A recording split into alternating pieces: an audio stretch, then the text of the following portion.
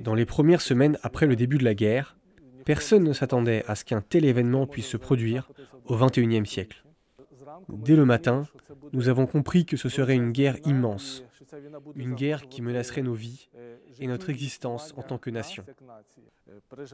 En traversant la peur, l'incertitude, en voyant des gens quitter le pays, nous avons en même temps exprimé une immense solidarité et une unité du pays. Les gens se sont portés volontaires en masse dans les bureaux de recrutement pour s'engager dans l'armée et défendre l'Ukraine. Dès les premiers jours de la guerre, un vaste mouvement de bénévoles s'est déclenché en Ukraine. Les gens sont venus spontanément et ont essayé de faire ce qu'ils pouvaient de leurs propres mains. Ils ont réussi à obtenir des choses que nous pensions impossibles de se procurer en Ukraine. Du monde entier, ils ont apporté tout ce qui était nécessaire à la défense de notre pays. Et bien sûr, face à la peur et à la confusion, beaucoup de personnes se sont tournées vers Dieu, découvrant ainsi le sens de leur existence et le don de la vie.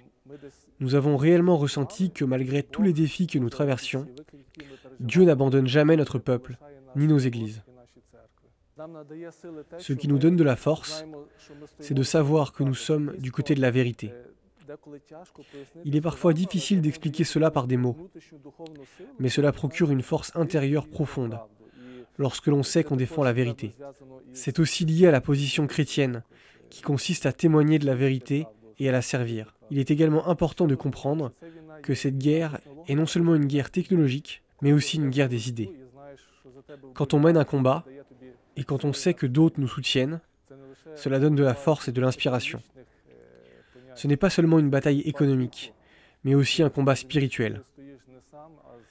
Et lorsqu'on comprend qu'on n'est pas seul, mais qu'avec nous, spirituellement unis, se tiennent des milliers, voire des millions de personnes, on peut accomplir de très grandes choses.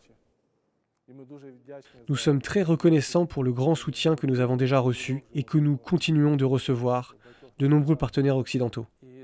Nous avons également été réconfortés par la visite des représentants de l'œuvre d'Orient qui sont venus en Ukraine malgré la guerre. Nous avons reçu plusieurs délégations qui n'ont pas eu peur de venir en ces temps difficiles. Nous sommes reconnaissants envers nos partenaires qui croient en nous, nous aident et prient pour nous.